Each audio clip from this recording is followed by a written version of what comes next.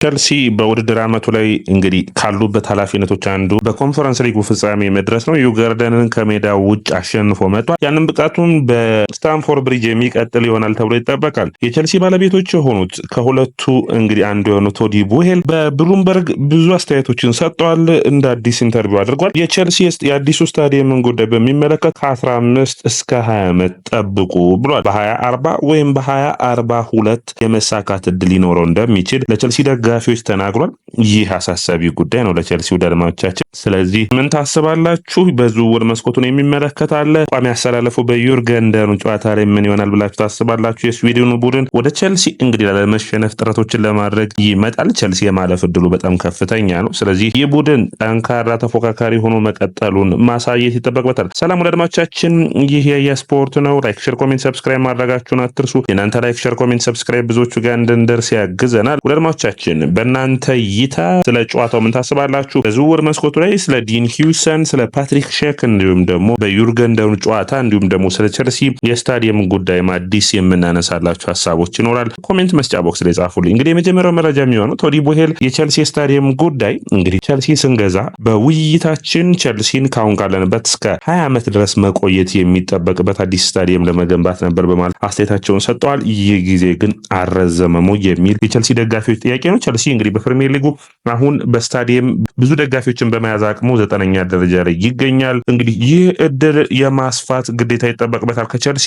እንግዲህ ብሉምበርግ ይዞት በወጣው መረጃ መሰረት ይህንን ስታዲየም ለመገንባት አዲስ ያስባሉ። አዲሱ ስታዲየም በለንደን የሚጠበቅ ነው የሚሆነው። ለንደን ኦሎምፒክ ስታዘጋጅ ባለፈው ፕሮግራማችን እንዳቀረብ ነው የለንደን ኦሎምፒክ ስታዲየምን የለንደኑ ከንቲባ በግልጽ ቸልሲ አዲስ ስታዲየም እንዲሰሩ ይፈልጋል። ለንደን ራሷን ችላ በ2042 ኦሎምፒክ ለማዘጋጀት ታስባለች። አንዱ ጥረት እየተደረገ ያለው ለዛ ነው። ያንን ያሳካሉ የሚጠበቅ ይሆናል። ቸልሲዎች በአጠቃላይ አዲሱን ስታዲየም የመገንባት ጉዳይ አንደኛ ከባለቤቶቹ ጋር የመስማማት ጉዳይ፣ ያ ማለት የቸልሲ የሜዳ ኦነሮች ወይም የሜዳው ባለቤቶች ደጋፊዎቹ እንደሆኑ ይታወቃል። በ1990ዎቹ አካባቢ በመጨረሻ ቸልሲ ስለተቸገረ ለደጋፊዎቹ ስታዲየሙን ሽጦ እንደነበርና ከቸልሲንም ከኪሳራ እንዳዳኑት ይታወቃል። ስለዚህ እነሱን አስማምቶ አዲስ ቦታ አግኝቶ አዲስ ቦታ መገንባት ለቸልሲ ረጅም ጊዜ እንደሚፈጅ ቶዲ ቡሄል ተናግረዋል። ነገር ግን እቅዳቸው ውስጥ እንዳለም በግልጽ አስቀምጠዋል። 2042 ግን በጣም በእግር ኳስ ብዙ ነገሮች ይለዋወጣሉና እኛ እንኳን የምናቀርበው ላንኖር የምንችልበት ጊዜ ሊኖር ይችላል። ምክንያቱም 15 ዓመት ረጅም ጊዜ ነው። የቸልሲ ደጋፊዎች እንግዲህ ልጆቻቸው ናቸው ይህንን ስታዲየም ሊያዩት የሚችሉት ማለት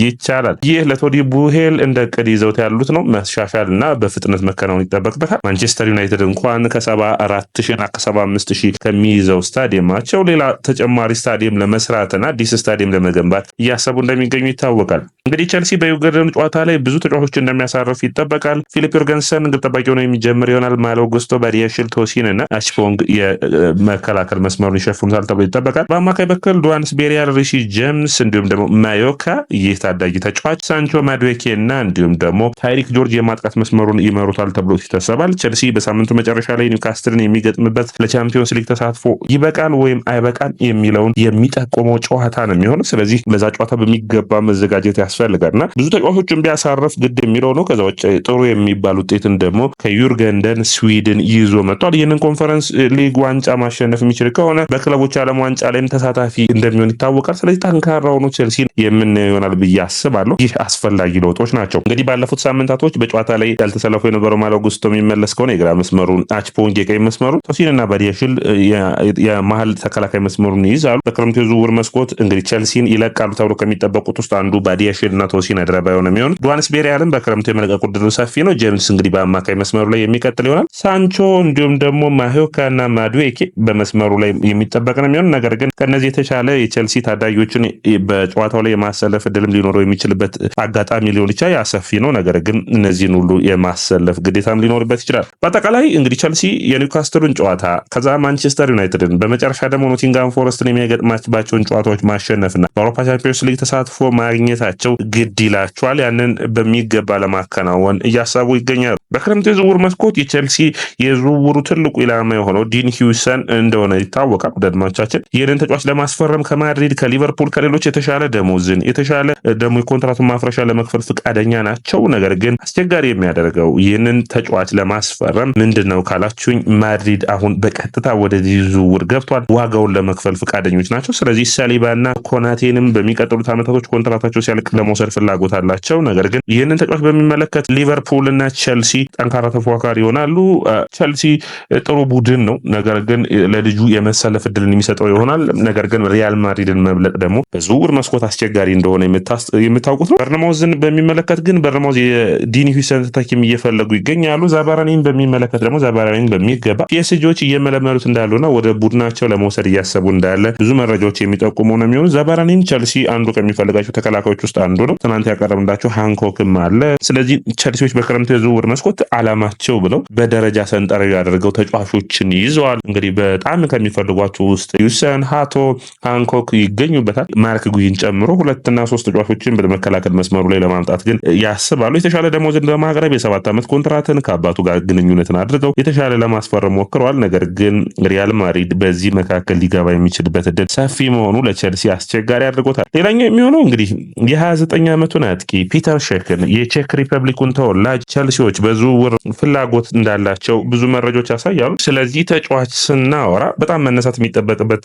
አንዱ ፒተር ሼክ በምንድን ነው ካላችሁኝ፣ አንደኛ 29 ዓመቱ ላይ መገኘቱ፣ ሁለተኛ 13 ጎሎችን በውድድር ዓመቱ ላይ ማስቆጠሩ የዚህ ቡድን አባል ነው። በጣም ጥሩ ፐርፎርማንስ ካላቸው ተጫዋቾች ውስጥ አንዱ እንደሆነ መነሳት የሚጠበቅበት ይመስለኛል። በጣም ጥሩ የሆነው የባየር ሊቨርኩሰን አምና ጥሩ ፐርፎርማንስ ሲኖረው በዘንድሮ ውድድር ዓመት 13 ጎሎችን አስቆጥሯል። ከቦኒፌስ ጋር በማጥቃት መስመሩ በኩል እየተፎካከረ ይገኛል። እንደ ቡድን እንግዲህ ጥሩ ከሚባሉ ተጫዋቾች ውስጥና ጥሩ ከሚባሉ ብቃቶቹን ካሳዩ በተለይ የዛሬ 2 ዓመት አካባቢ ምርጥ ብቃቱ ላይ የሚገኝ ነገር ግን በጉዳት ተቸግሮ ነው። ለቼልሲም ለአርሰናልም ለማንቸስተር ዩናይትድም አስፈላጊ ሆኖ ሊመጣ የሚችል ተጫዋች ነው ብዬ አስባለሁ። ነገር ግን ቦታዎችን የመሸፈን አቅሙን ደግሞ ስናየው አንደኛ በቀጥታ መጥቶ አጥቂው ቦታውን ብቻውን ይዞ መቆየት የሚፈልግ አይደለም። ሁሌ መሰለፍን የሚሻ ተጫዋች አይደለም። ስለዚህ ያ ተመራጭ ያደርገዋል። ሁለተኛ ተመራጭ የሚያደርገው መንገድ ለቼልሲ በብዙ ስፔሶችን መሸፈን መቻሉ ተመራጭ ያደርገዋል። ከዛ ውጭ ልምዱን ማካፈል የሚችል በቼልሲ ቤትም ጥሩ ለውጦችን ማምጣት የሚችል አጥቂ ይሆናል። እንግዲህ ቼልሲ በዝውውር መስኮቱ ላይ በአጥቂ በኩል ብዙ ተጫዋቾች እንደሚፈልግ ይታወቃል።